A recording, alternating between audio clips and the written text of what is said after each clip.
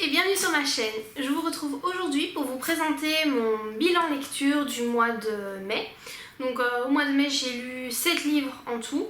Donc voilà, je vais vous les présenter, vous dire ce que j'en ai pensé. Alors je commence par le premier qui s'intitule Furie de glace et qui fait partie de la saga Dragon Fury. Donc ces livres sont écrits par Corinne Calleman et Corinne Callahan et sont édités chez Milady. Donc en fait ces livres, donc Dragon Fury, j'avais déjà lu le tome 1 il y a, je sais plus, je crois que c'était au mois de février. Et donc voilà, le tome 2 est sorti il n'y a pas longtemps et voilà, donc je l'ai lu dès sa sortie ou presque. J'avais adoré le tome 1 et je dois dire que le tome 2 m'a vraiment beaucoup plu également. Donc qu'est-ce que c'est comme style de livre? Donc c'est de la backlit. Oui voilà, c'est vraiment de la backlit pure et dure. Donc si vous n'aimez pas ce genre, vous n'aimerez pas ces bouquins. Ça parle forcément de dragons, hein, comme s'intitule la saga Dragon Fury, voilà. Et donc en fait dans ce tome 2 on retrouve Ricard, donc, qui est le lieutenant du chef Bastian des Dragon Fury, donc les Dragon Fury, des Night Fury, pardon. Donc les Night Fury c'est le clan voilà, dont on suit l'aventure, ce sont les gentils si on veut, et ce clan est opposé aux Razorback, qui sont voilà, les mauvais en gros dans l'histoire. Et donc en fait à la fin du tome 1, Angela, donc c'est une inspectrice, une policière, a été enlevée par les membres de Razorback et voilà, et en fait dans le tome 2, Ricard part à la recherche de Angela parce qu'il a goûté à son énergie. Parce qu'Angela a une énergie très forte qui est basée sur le méridien, enfin voilà, c'est une énergie en tout cas qui nourrit les dragons et les dragons sont attirés par ces femmes qui ont une énergie aussi forte. Et donc Ricard a eu l'occasion dans le tome 1 de goûter, si on veut, Angela. Et donc voilà, en fait il est en quelque sorte, je sais pas dire qu'il est vraiment tombé amoureux d'elle, mais en tout cas c'est une femme qui l'obsède et il peut pas supporter l'idée qu'elle soit voilà, emprisonnée dans le clan ennemi, puisque le chef du clan ennemi, donc Ivar, projette de kidnapper un certain nombre de femmes, donc à la base c'est 5, pour faire des expériences sur elles afin de mettre au monde un bébé dragon femme. Parce qu'en fait les humaines ne sont capables que de mettre au monde des dragons hommes, et donc voilà, lui il aimerait bien modifier, faire des modifications génétiques, etc. pour pouvoir mettre qu'une femelle dragon soit mise au monde, pour que les dragons n'aient plus jamais besoin des humaines pour se nourrir, puisqu'il n'y a qu'avec les humaines qui sont capables de se nourrir. Donc voilà, c'est le but de son expérience. Et donc Angela est enlevée à la fin du tome 1. Et voilà, donc Ricard part à sa recherche puisqu'il veut absolument la récupérer, ce qu'il finit par faire, etc. Mais bon, le souci c'est que Angela donc, a subi des traumatismes, pourtant elle n'a été enlevée que 12 heures, mais durant ces 12 heures, le second de Ivar, le chef des Razorback, donc qui s'appelle Lothaire, a abusé d'elle, donc il s'est nourri d'elle, mais contre sa volonté, donc ce qui s'apparente à un viol, et en plus il l'a également violée physiquement, donc elle est traumatisée, elle n'est pas bien du tout, et voilà. Donc finalement Ricard la récupère, elle arrive dans le clan des Night Fury, et donc il y a une relation, mais elle est en très mauvais état, voilà, donc à la base elle est en très mauvais état puisqu'elle avait réussi à s'échapper, etc.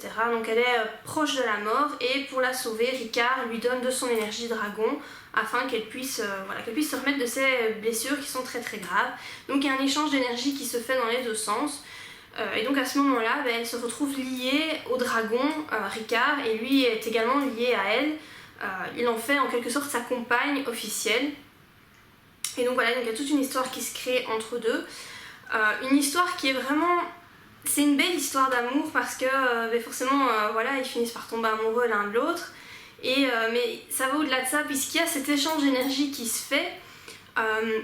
Ça va au-delà de l'amour, c'est vraiment une attirance sur tous les plans, physiques, psychiques, voilà, tout ce qu'on veut. Et donc c'est vraiment une très belle histoire, et les personnages sont super attachants. Donc Ricard, c'est vraiment, on imagine le gros... le mec qui se laisse pas attendrir, qui est pas macho, mais voilà, c'est pas une mauviette quoi, il se laisse pas attendrir par les femmes, et pourtant quand il est face à Angela, bah, il est complètement sous le charme, il sait pas lui résister, elle peut lui demander ce qu'elle veut, il fera tout ce qu'elle veut, tous ses désirs, et c'est vraiment mignon, je trouve qu'un homme soit comme ça au pied d'une femme. Tandis qu'Angela, je l'ai bien aimée aussi parce que c'est pas une femme faible, malgré qu'elle a vécu des traumatismes, elle s'en sort, enfin en tout cas elle fait tout pour s'en sortir. C'est une femme flic, donc elle est forte, elle sait se battre, elle sait se défendre, voilà, c'est pas une jeune femme prude qui sort d'on ne sait où, non, c'est voilà, une femme avec de la poigne et qui se laisse pas faire, et donc j'aime vraiment bien ce genre de personnage. Il y a aussi toute une série de personnages secondaires, donc on retrouve Bastian et Myst du tome 1, donc Myst, ben, voilà, elle est enceinte de Bastian, et donc on les retrouve donc, au second plan, puisque l'histoire ne tourne pas autour d'eux, mais ils sont voilà, dans l'entourage immédiat de Ricard et Angela. Et donc il y a aussi les autres membres de Night Fury, etc. Et je trouve que tous les personnages sont vraiment très chouettes, ils ont tous je sais pas, quelque chose de vraiment sympa à apporter à l'histoire. Voilà, c'est pas des mauviettes, il n'y a aucun personnage qui est faible, ils sont tous assez forts, voilà, ils ont du caractère, c'est vraiment des personnages très sympas. Alors je trouve que c'est plutôt bien écrit comme histoire, voilà, c'est pas la grande littérature, mais c'est sympa. C'est un peu écrit, pas un langage parlé, mais un peu dans le même style, c'est assez brut comme écriture. Voilà, c'est écrit à la troisième personne du singulier, donc c'est pas une écriture en jeu. Mais voilà, si vous aimez la bite-lit et que vous aimez tout ce qui est créatures surnaturelles, mais que vous en avez marre des vampires et des loups-garous, parce que finalement c'est ce qu'on retrouve le plus souvent dans ce genre d'histoire, bah, je vous conseille franchement de lire Dragon Fury, donc la saga, parce que ça change. Pour une fois il est question de dragons, et bah, c'est pas des créatures qu'on retrouve souvent finalement. Et donc voilà, je vous conseille vraiment ces livres, ils sont vraiment très très très chouettes. Alors le deuxième livre que je vais vous présenter, il s'intitule Le droit chemin. Donc il est édité aux éditions de Noël et il est écrit par Sacha Gelman. Voilà, alors tout d'abord je tiens à remercier les éditions de Noël qui m'ont fait parvenir le livre, puisque voilà, j'ai reçu dans le cadre d'un partenariat par rapport à mon blog L'Arbre de Freya. Et donc voilà, c'est un livre érotique, et donc bon, voilà, j'ai plus ou moins l'habitude de lire ce genre de littérature. Et donc voilà, je les remercie vraiment pour l'envoi de ce livre. Donc ça parle de quoi ? Donc c'est une jeune femme qui a 32 ans, qui s'appelle Claire, qui vit à Paris. Elle est mariée depuis 6 ans à Stéphane, qui est médecin. Et donc elle a vraiment une vie bien rangée, un confort financier, parce que son mari gagne bien sa vie. Elle aussi a un boulot dans lequel elle gagne plutôt bien sa vie, même si elle n'aime pas spécialement son boulot. Voilà, elle a sa petite routine, son quotidien bien fait. Elle a une vie en tout cas confortable, mais voilà, ils n'ont pas d'enfants, mais elle a une vie confortable. Et puis un jour, donc elle a un ami qui s'appelle Mathias, qu'elle voit régulièrement depuis plusieurs années. Et de jeunes ensemble, etc. Et ils sont bons copains. Et puis un jour, elle va dîner avec lui comme à son habitude, et sans s'expliquer vraiment pourquoi, tout à coup, elle se retrouve attirée par lui. Elle voit, enfin c'est décrit dans le livre comme... elle voit en fait un morceau de sa peau entre, je sais plus, entre le col de sa chemise et sa veste, ou je sais plus trop. Enfin voilà, elle voit un morceau de peau, et je sais pas, le fait de voir ce morceau de peau l'enflamme, et donc elle commence à être attirée physiquement... enfin sexuellement même, par lui, et lui fait savoir directement, voilà, elle tourne pas autour du pot, elle lui fait savoir qu'elle éprouve de l'attirance pour lui, et il répond à ses avances. Donc voilà, ils donnent rendez-vous, enfin d'abord ils s'embrassent, etc. Puis finalement il lui donne rendez-vous chez lui, et elle s'y rend, et elle trompe son mari. Donc voilà, ils ont des relations tous les deux, donc Mathias et Claire. Et donc voilà, donc c'est en fait un livre qui raconte un adultère. Donc voilà, la femme qui, je pense, qui se fait chier dans son couple, enfin je suis même pas sûre qu'elle s'ennuie dans son couple, mais voilà, tout à coup un désir survient, et au lieu d'essayer je sais pas moi, de résister, ou j'en sais rien, bah non, elle fonce droit devant, et elle décide de tromper son mari. Donc en fait le bouquin, il y a presque pas de dialogue, il y en a mais pas beaucoup. C'est principalement, en fait c'est un monologue, principalement un monologue, donc on se retrouve dans la tête de Claire avec toutes ses pensées, donc on comprend pourquoi elle trompe son mari, enfin on comprend, voilà, on comprend son cheminement en tout cas mental, de pourquoi elle en arrive à tromper son mari, ce que ça lui fait, donc la culpabilité, etc. Et donc voilà, c'est vraiment que ça, c'est vraiment un monologue. Donc finalement, elle découvre que Stéphane, lui aussi, il lui cache quelque chose, il a un gros secret également. Et voilà, donc en fait le livre se termine sur cette découverte de ce gros secret. Donc il y a un tome 2 je pense qui va apparaître, en tout cas dans la fin du livre il est marqué qu'il y aura un tome 2, donc voilà. Alors ce livre, qu'est-ce que j'en ai pensé? Déjà, donc c'est un livre érotique, hein, les scènes sexuelles, donc les relations entre Mathias et Claire, et même entre Stéphane, son mari, et elle-même, sont quand même assez bien décrites, donc c'est assez explicite. Je pense que c'est un livre qui est plutôt destiné aux femmes plus âgées. Donc quand je dis plus âgées, je pense que c'est plus destiné aux femmes qui sont déjà mariées depuis un certain temps, ou du moins en couple depuis plusieurs années, qui ont peut-être plus de 30 ans. Voilà, moi j'ai 27 ans, et je trouve que c'est limite. Voilà, je suis en couple depuis 9 ans, mariée depuis 4 ans, mais je trouve que je suis encore limite pour ce genre de livre. Je me suis pas tellement sentie concernée. Mais par contre, je pense que pour les femmes, peut-être pour les femmes qui ont déjà trompé leur mari, ou qui s'ennuient dans leur vie de couple, qui sont mariées depuis super longtemps, et voilà, je crois que c'est un livre qui pourrait faire écho en elles, même si finalement le sujet du livre est quand même pas, c'est pas une bonne chose puisque ça parle de l'adultère. Et je vais pas dire que Claire approuve ce qu'elle fait, mais en tout cas elle continue et elle ne fait rien pour résister, ou elle ne fait rien pour cesser cette relation extra-conjugale. Donc voilà, question moralité, c'est bof, mais je pense que c'est un livre qui pourrait quand même toucher des femmes qui sont un peu plus âgées, donc passé 30 ans, et voilà, qui sont en couple, etc. Il faut savoir que c'est très bien écrit, je trouve que l'auteur a vraiment une très belle plume, c'est beaucoup plus littéraire que ce que je suis habituée à lire. Donc franchement à ce niveau-là, c'est vraiment très très bien écrit. Je comprends que le livre ait été publié parce que franchement c'est un bon livre, voilà. Franchement je peux dire que c'est un bon livre, mais destiné à un certain public. C'est pas destiné aux adolescentes, c'est pas destiné aux toutes jeunes femmes, c'est vraiment destiné aux femmes un peu plus âgées qui sont en couple depuis longtemps, mariées, etc. Voilà. Mais franchement, si vous êtes dans cette catégorie-là, si vous avez déjà trompé votre mari, je pense que c'est un livre qui pourrait vous plaire et que je peux vous conseiller.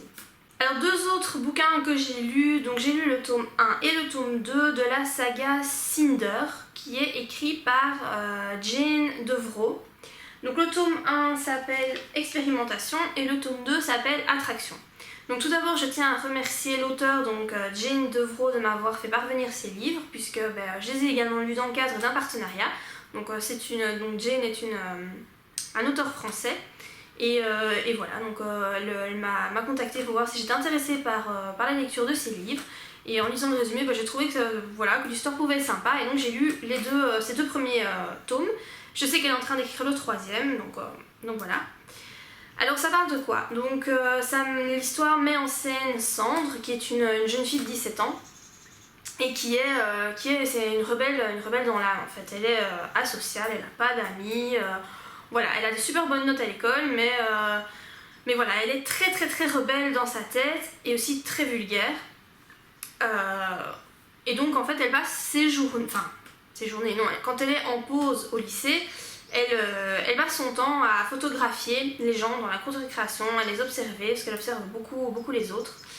Et elle craque sur le beau mec du lycée, le footballeur, que tout le monde, je crois que c'est un footballeur ou un rugbyman peut-être. Voilà, que toutes les filles aimeraient attraper, je vais dire. Bon. Elle craque sur lui et ça l'emmerde profondément de craquer sur ce mec parce que elle se dit qu'elle vaut pas mieux que toutes les petites minettes qui sont à ses pieds. Mais Josh, donc ce qui s'appelle Josh, est en couple avec Marcy. Marcy qui est une fille très puritaine, donc ça se passe aux États-Unis. Donc aux États-Unis, tout le monde sait qu'il y a un côté très puritain, en tout cas chez certaines personnes. Et donc Marcy fait partie de ces filles qui sont très puritaines, donc pas de rapport sexuel avant le mariage, etc. Donc Josh a 17 ans, il a ses hormones qu'il travaille, comme tous les ados. Et voilà, il aimerait bien passer à l'étape supérieure avec Marcy, mais bon, elle veut pas. Et Sandre observe ça et elle constate que Josh aurait bien besoin de passer à l'étape supérieure et d'avoir des rapports avec une fille. Et un jour, par le hasard des choses, leur professeur de français les met ensemble pour faire un exposé. Donc voilà, il lui propose de venir chez elle pour organiser cet exposé. Et comme Sandre est une fille très directe qui dit les choses comme elle les pense, elle s'en fout de mettre les formes, etc. J'ai dit qu'elle était très vulgaire, donc elle est vraiment très vulgaire, et elle dit vraiment comme elle le pense. Et il finit par dire à Josh qu'il aurait bien besoin de se les vider, hein, comme je vais dire, un peu comme elle. Et Josh lui propose d'être celle qui va le dépuceler. Donc au début, elle est un peu étonnée, elle sait pas trop quoi dire. Et en fait, finalement, elle accepte. Et c'est comme ça qu'elle va se retrouver à... Elle est vierge aussi, hein, voilà. Et sa maman est sexologue à Sandre, donc elle y connaît quand même un rayon sur la chose. Et donc elle décide donc d'être la première fille avec qui il va faire l'amour.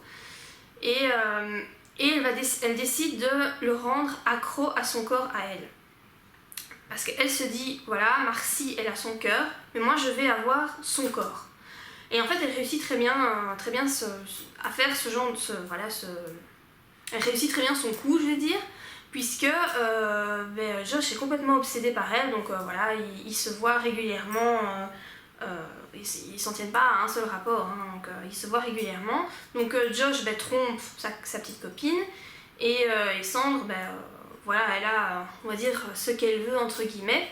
Évidemment, elle tombe amoureuse de lui, mais elle veut pas se l'avouer, donc nous on comprend bien en lisant l'histoire qu'elle est amoureuse de lui, mais il veut pas se l'avouer. À côté de ça, il y a aussi des soucis, puisque Sandre, en fait, on sait il y a un secret qui tourne autour d'elle. Bon, on apprend qu'à la fin du livre ce qui se passe exactement, mais ses parents sont jamais là, on les voit jamais.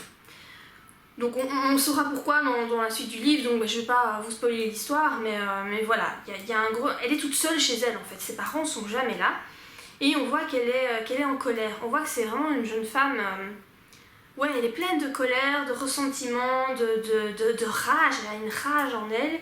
Et c'est un personnage qui est vraiment très très intéressant, puisque c'est une jeune fille une jeune adolescente qui est soumise elle aussi à ses hormones, au changement de son corps. Voilà, la période de l'adolescence, c'est vraiment une période compliquée, tout le monde passe par là et je pense que tout le monde comprendra ce que je veux dire.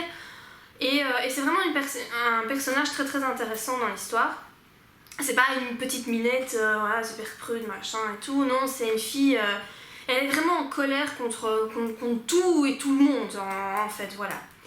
Et à la limite, quand on apprend en fait ce qui lui est arrivé, on a de la peine pour elle parce qu'on se dit que elle le mérite pas et c'est triste. Concernant Josh, lui c'est aussi, sa mère aussi est super puritaine, machin et tout. Et lui, en fait, sa mère attend de lui qu'il soit le fils parfait et lui n'a pas envie d'être ce fils parfait. Et au fur et à mesure de l'histoire, il se rebelle un petit peu contre sa maman. Et pour montrer qui il est véritablement. Donc voilà, donc j'ai lu les 2 tomes, hein, comme je vous ai dit. Donc le tome 2 se termine par une décision que prend Sandre et que j'ai trouvé triste. Et je comprends à moitié pourquoi elle prend cette décision, mais j'ai trouvé ça dommage. Donc je suis pressée de lire le tome 3 pour voir où l'histoire va les mener. Parce que j'aimerais bien qu'ils soient heureux tous les deux, parce que voilà, ces personnages, finalement on s'attache à ces personnages, surtout à Sandre. Parce que on a de la peine pour elle, pour ce qui lui arrive. Et voilà, donc c'est un livre que je vous conseille de lire parce que ce sont vraiment des chouettes bouquins. Si vous avez aimé le livre After, écrit par Anna Todd, vous aimerez ces bouquins. Parce que moi, After, j'ai trouvé ça franchement pas terrible. Moi, j'ai pas aimé parce que je trouvais que c'était mal écrit, très mal écrit. Ici, les bouquins sont mieux écrits, vraiment. Il faut savoir que j'ai préféré le tome 2 au tome 1 parce que dans le tome 1 c'est très vulgaire. Sandre est vraiment une jeune fille très vulgaire. Moi ça me dérange pas spécialement, mais je pense que ça pourrait déranger certaines personnes, donc voilà, il faut le savoir. Il y a des scènes de sexe aussi très explicites, donc c'est aussi quand même bien érotique.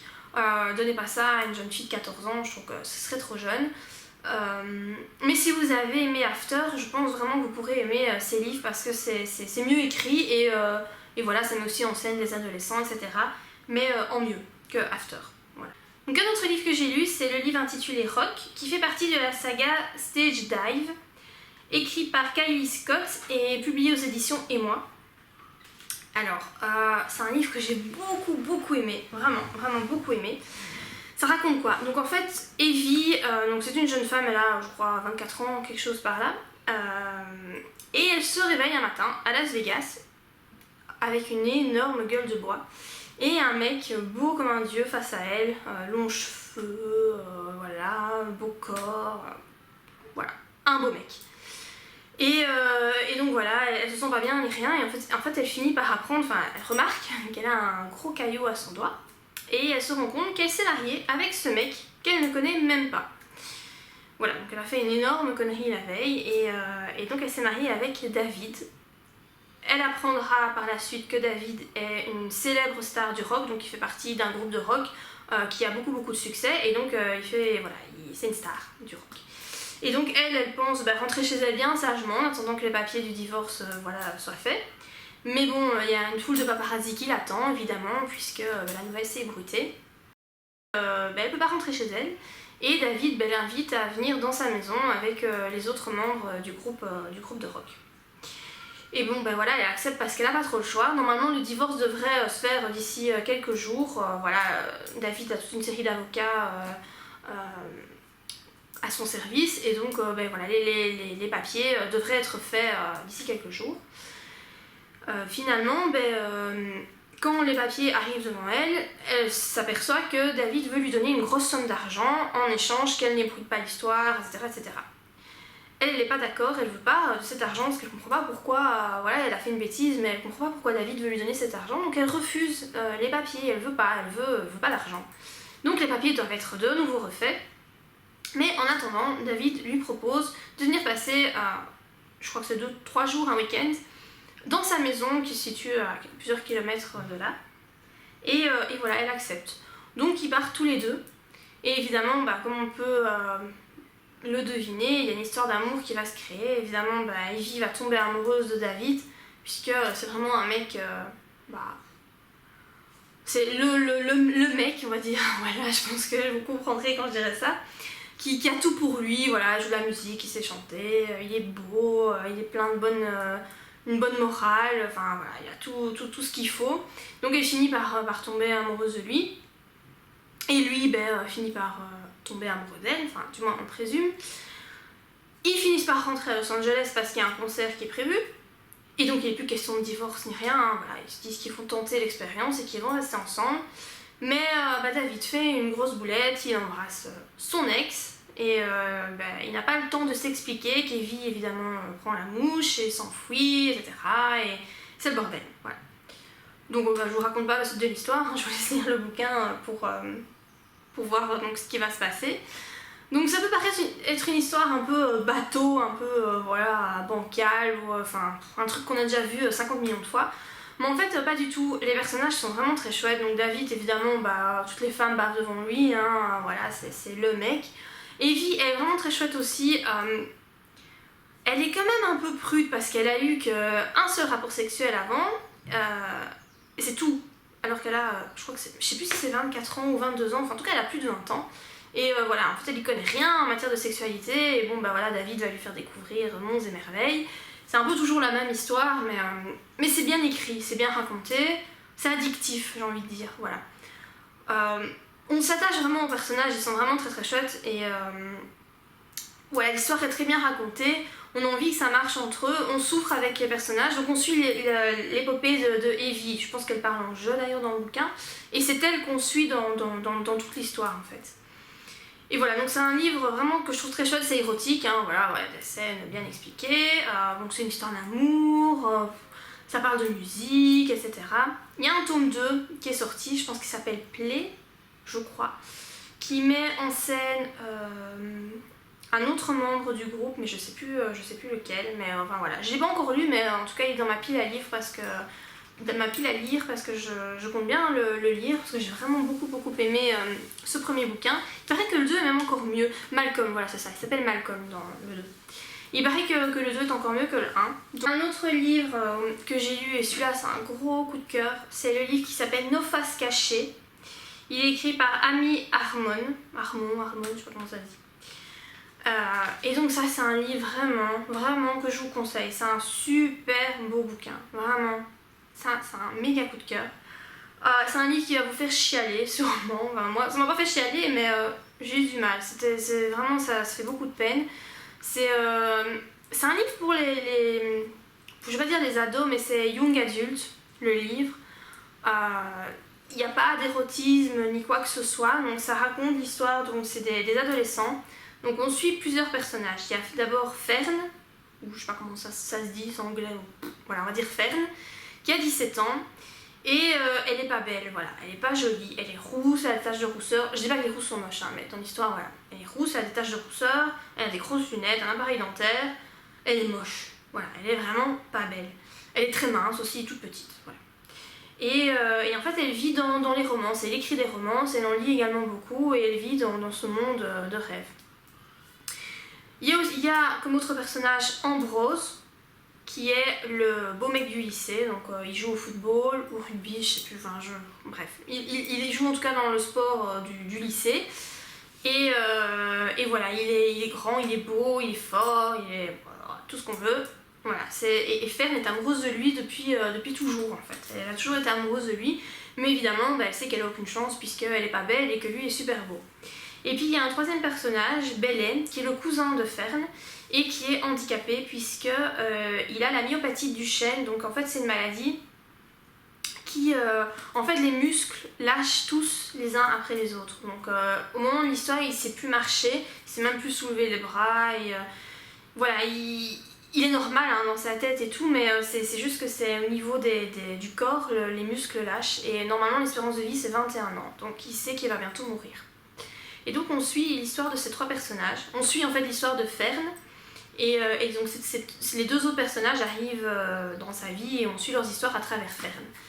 Et donc en fait ce qui se passe c'est que Fern, au fur et à mesure qu'elle grandit, elle devient de plus en plus jolie finalement, ça devient une jolie fille.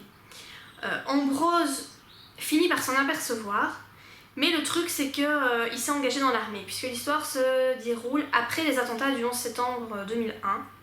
Et donc enfin voilà, il y a eu plein de... L'armée a fait des recrutements, etc. etc.